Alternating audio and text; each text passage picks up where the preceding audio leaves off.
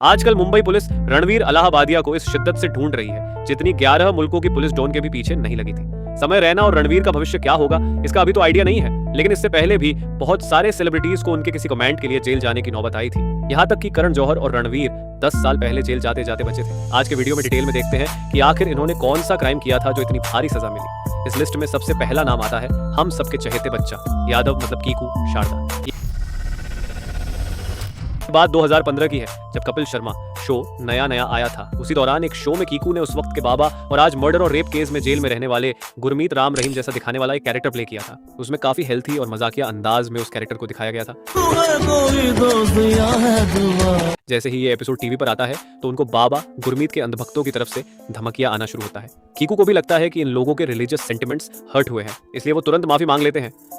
दोस्तों, the act on TV was not to hurt anyone's feelings. My apologies to Gurmeet Ram Rahim ji and his followers. अगर देखा जाए तो ये बात यहीं पर रुकनी चाहिए थी, लेकिन हरियाणा में कई लोग रास्ते पर उतर जाते हैं। वहीं पर कीकू शारदा के खिलाफ धार्मिक भावनाओं को ठेस पहुंचाने के लिए केस दर्ज की जाती है। मुंबई पुलिस तुरंत एक्शन में आते हुए कीकू को अरेस्ट करके हरियाणा पुलिस को सौंप देती है। हालांकि कीकू को उसी दिन 1 लाख रुपए का हर्जाना भर के बेल मिल जाती है, लेकिन ये सब तभी होता है जब गुरमीत बाबा एक ट्वीट करके लिखते हैं कि अगर उसने माफी मांग ली है तो मैं कंप्लेंट वापस लेता हूँ। इस बात से आप बाबा की पावर का अंदाजा लगा सकते हैं। उसके बाद सुप्रीम कोर्ट का वर्डिक्ट आता है कि ये गुरमीत ना ही बाबा है और ना ही कोई रिलीजन है, इसलिए केस को ही कैंसिल किया जाता है। आप सबको मालूम ही है कि इसी बाबा को आगे जाकर मर्डर और रेप केस में 20 साल की सजा हुई है। अभी ये बात अलग है कि हर 15-20 दिन में पैरोल मिल जाता है। कीकू शारदा के केस में उसने कुछ मजाक तो किया था, लेकिन मुनावर फारूकी को कोई जोक भी ना मार के जेल की हवा खाने का मौका मिला था।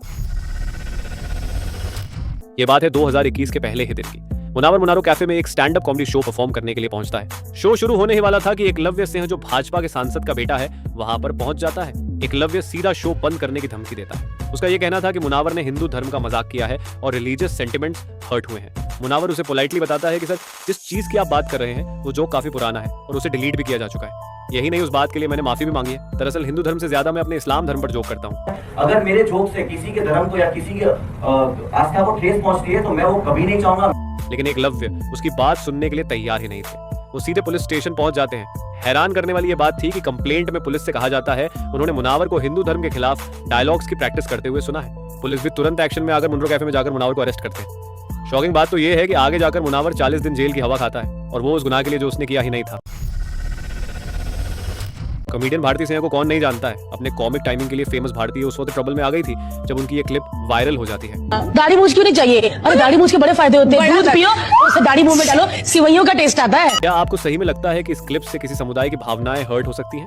लेकिन कुछ ही दिनों बाद उन पर ये कंप्लेंट्स किए जाते हैं कि उन्होंने सिख कम्युनिटी के सेंटिमेंट्स को हर्ट किया है। भारती ने तुरंत ही माफी मांगने वाला वीडियो अपलोड किया। अगर मेरी एलाइना वालों अगर किसी भी धर्म जात दे लोग हर्ट हुए नहीं तो मैं हाथ जोड़ के माफी मांगती हूं और जेल जाने से बच गई। इतने ही नहीं, और भी बहुत सारे किस्से हैं जब कॉमेडियंस को जेल जाने की नौबत आई। Stand up comedian Kunal Kamra ने जब देश के सबसे बुलंद आवाज वाले पत्रकार अर्नब गोस्वामी से सवाल पूछे थे तो उनके खिलाफ काफी केस किए गए थे। इतना ही नहीं बल्कि इंडिगो एयरलाइंस ने भी उन्हें 6 महीनों के लिए बैन किया था। ऐसा नहीं है कि किसी धर्म पर कॉमेडी करने से आप पर केस होते हैं।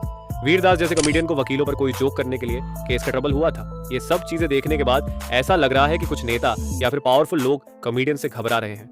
हाल ही में प्रणीत मोरे नाम के कॉमेडियन को पिटा गया। उनका इतना ही क्राइम था कि उन्होंने वीर पहाड़िया जिनकी हाल ही में मूवी आई है उन पर कोई जोक किया था। 2025 में क्या हम इतने इंटॉलरेंट होते जा रहे हैं कि कॉमेडी भी सहन नहीं कर सकते।